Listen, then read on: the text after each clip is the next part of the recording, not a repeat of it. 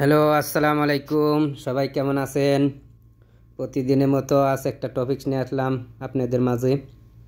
তার টপিকসটা থাম্বনেল দেখে অবশ্যই বুঝতে পারছেন।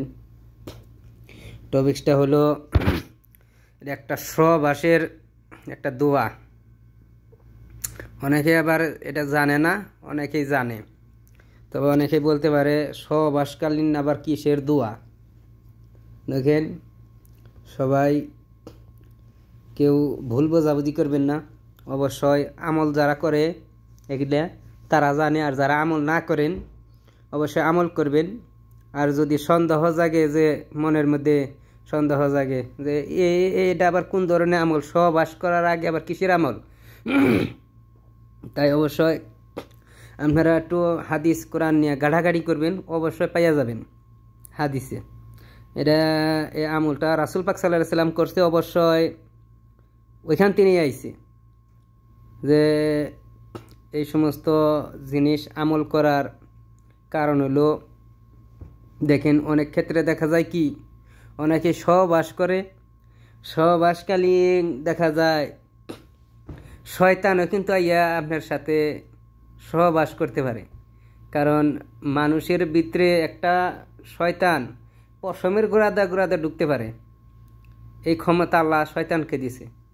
তাই আপনার সাথে যে শুধু আপনি স্ত্রীর সাথে সহবাস করেন, এটা আপনি কেমনে শিওর দিলেন? আপনার নগে তো শয়তানও সহবাস করে আর আপনি স্ত্রীর সাথে আপনি টেরও পাবেন না। তাই অবশ্যই অনেক সময় দেখা যায় মেয়ে লোকের শয়তানে ধরে রাখে, বিয়ার আগে তিনি শয়তান থাকে তাদের সাথে, বা ছেলেদের সাথে শয়তান থাকে বিয়ার আগে তিনি। তা আমরা কেউ অনেকেই জানে, তারা চিকিৎসা করে, আবার যারা না জানে তারা চিকিৎসা করতে পারে না। শয়তান এমনভাবে থাকে কেউ বুঝতেই পারে না এর নাকি শয়তান আছে না কি আছে।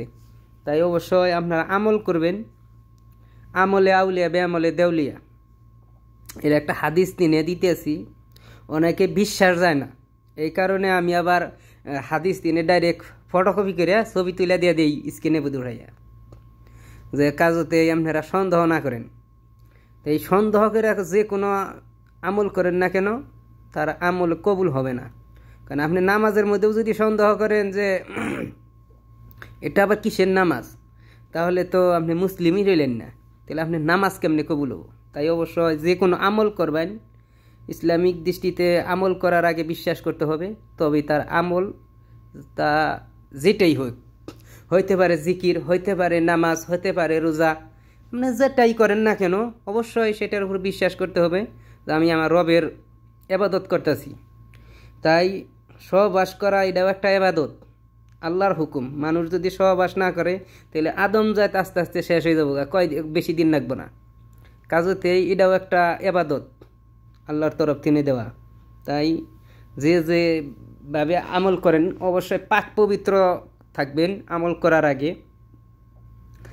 আর এটা এই আমলটা সহবাসকালীন মানে এটা সহবাস করার আগে আগ মুহূর্তে এটা পাঠ করবেন কয়েকবার।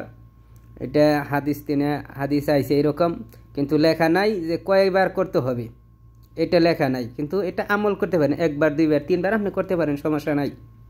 এটা নির্ধারিত কোনোটা নাই যে 10 বার পড়ে নেবো, 7 বার পড়ে নেবো, 21 বার, এরকম না। এটা একবারও পড়তে পারেন, দুইবারও পড়তে পারেন, তিনবারও পড়তে পারেন, আপনার ব্যক্তিগত ব্যাপার। একবার মুখস্থ করে নিলে হারা আপনি পড়ে নিলেন। স্ত্রী সহবাস করার আগে এই দোয়াটা করলে হারা কি হয়, এটার অর্থ সহ আমি আরবি দিয়ে দিব, আরবি অর্থ সব দিয়ে দিব, আপনারা দেখে নেবেন, দেখে আপনারা সন্দেহ মিটাই নেবেন। অনেকেই সন্দেহ করে, তাই আমি এটা খুব উপকারী জিনিস, এটা সবার কাজে আসবে, এক কথায় সবার কাজে আসবে। বিবাহিত লোকের সবার কাজে আসবে, আবার অবিবাহিত তারাও এটা শিখিয়ে নেবেন, কারণ বিবাহ তো একদিন হবেই। এরকম না যে বিবাহ হবে না, বিবাহ করবেন না, হতে পারেন মেয়ে মানুষ, হতে পারেন ছেলে মানুষ, আমলটা সবাই করতে পারেন। স্ত্রী সহবাস করার আগে সবাই আমল করতে পারেন। অবশ্যই আপনার স্বামী যদি না করে, দেখা গেল যে আপনি স্বামী করে না, আপনি এটা শিখাই দেবেন তারে, বা আপনি নিজেও করতে পারেন, সমস্যা নাই। এর অর্থ হইল যে আমি আল্লাহর নামে শুরু করছি, শয়তানকে আমাদের থেকে দূরে রাখেন, আল্লাহকে বলা হয়। আর আমাদেরকে যে সন্তান দান করবেন অবশ্যই শয়তান থেকে দূরে রাখবেন, বা শয়তানকে সন্তানের কাছ থেকে শয়তানকে দূরে রাখবেন, এরকম আর কি। যাই হোক, তো এত গুছাইয়া বলতে পারি না, নতুন মানুষ ভিডিও বানাই, অবশ্যই আপনারা দেখবেন, কমেন্ট করবেন কীরকম ভিডিও চান। আমি ইচ্ছাকৃতভাবেই আমি চিন্তা ভাবনা ধারণা করে যে কী ভিডিও এরকম ভিডিও দেই যাতে মানুষের উপকারে আসে। হুদাই বেকার ভিডিও দিয়ে লাভ নাই, যে মানুষের কোনো কাজে না আসে, মানুষের কোনো উপকারে না আসে, মানুষের কোনো সোয়াব না হয় ভিডিও দেখে, এরকম ভিডিও দিয়ে কোনো লাভ নাই। আমি ভিডিও দেই যাতে মানুষের উপকারে আসে, মানুষে দেখার পরও জানি মানুষে একবার চিন্তা ধারণা করে যে এটা আমলটা করি, বা একবার পড়লেও যাতে আমারও সওয়াব হয়, তারও সওয়াব হয়। তাই আমি ওই সওয়াবের নিয়তে আমল গুনে দেই, ভিডিও গুনে দেই। আপনারা আমল করবেন, শেয়ার দিবেন মানুষের কাছে, মানুষের কাজে লাগবে। এই সমস্ত জিনিসে লাগে কবিরাজের কাছে যাওয়ানোর দরকার পড়ে না, কোনো আলেম মৌলানার কাছে যাওয়ানোর দরকার পড়ে না, না কিতাবে পাওয়া যায়, কিতাবে দিনে শিখতে পারেন।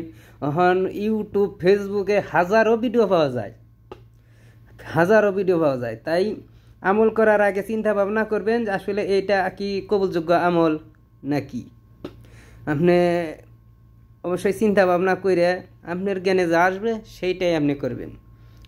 পরে কি বললো না বললো ওইটা দেখার বিষয় না। আপনার জ্ঞানে যদি কোনো হয় এটা উপকারী জিনিস, এটা কোরআন সুন্নাহর করা যায়, তাই আপনি করবেন। সবাই ভালো থাকেন, সবাইকে সালাম, আসসালামু আলাইকুম।